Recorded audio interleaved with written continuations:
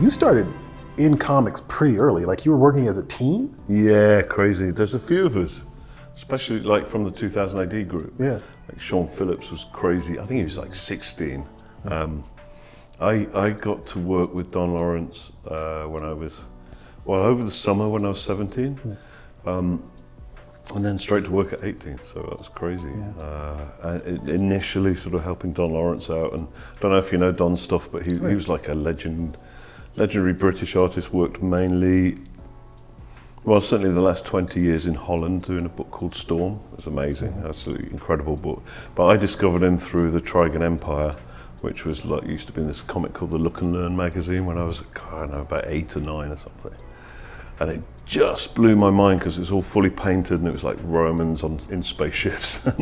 But he was like a total hero of mine. And it turned out that he lived really nearby where I was going to school. And I met him through a friend of a friend, basically, heard he was looking for an assistant.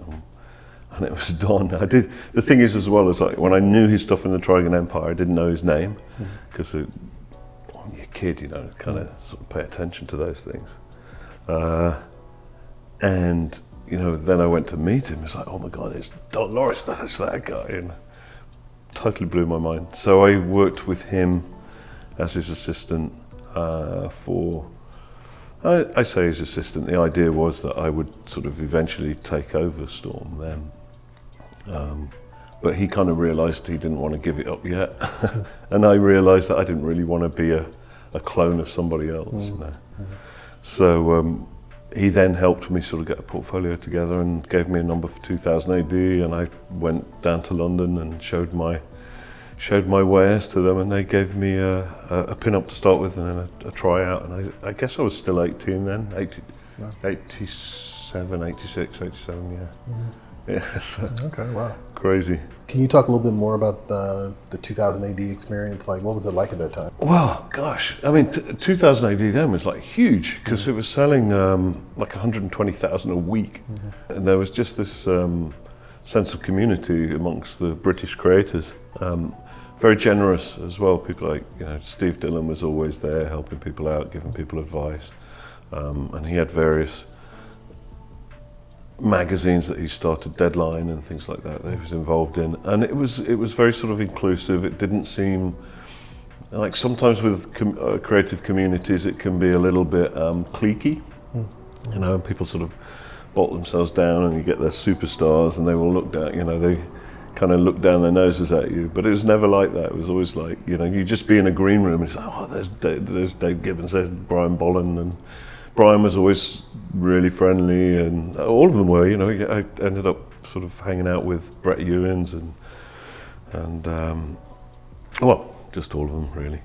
It was and of course in that little window of a few years from, I guess, 87 to about 91, you have people like Simon Bisley suddenly bursting on the scene with the ABC Warriors to start with, and then Slaying the King, which was like, oh my God, when that came out.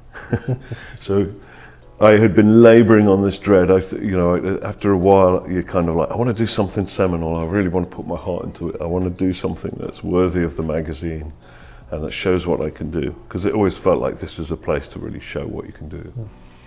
And I was living in Derbyshire, which is right in the Midlands of England at that time.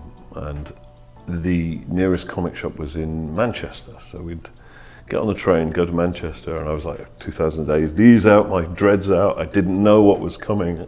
And I got to the store and like, Slaying the King is on the cover, and then Simon's full colour spread, and I'm like, damn it, I've got to go up against that. It's like, no.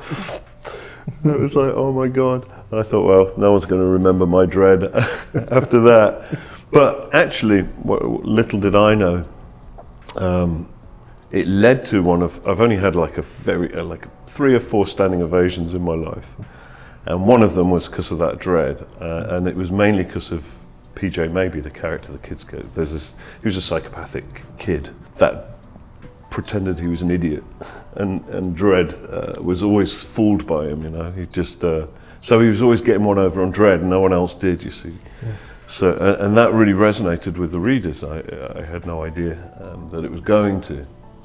So at one of the UK Comic Art, UCAC it was called, UK Comic Art Convention, Frank Plowright, who ran the show, would do this sort of, and it was a lovely idea actually. You'd get all the guests onto a stage at the beginning, and it was in a university, so they had a big auditorium, and we'd all go up one by one, and he'd introduce everybody.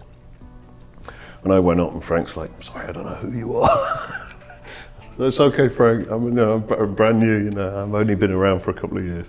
It's Liam Sharp. I've just done PJ Maybe, Judge Dredd, and he said, "Oh, Liam Sharp's just done PJ Maybe for Judge Dredd," and the whole auditorium went up in the standing. They all stood up. We're like, "Whoa!" I was like, "What?"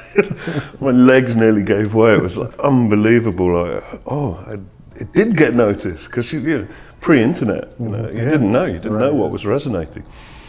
So that was quite the moment, and it definitely made you feel like this is a good place to be. Absolutely. In this game, yeah.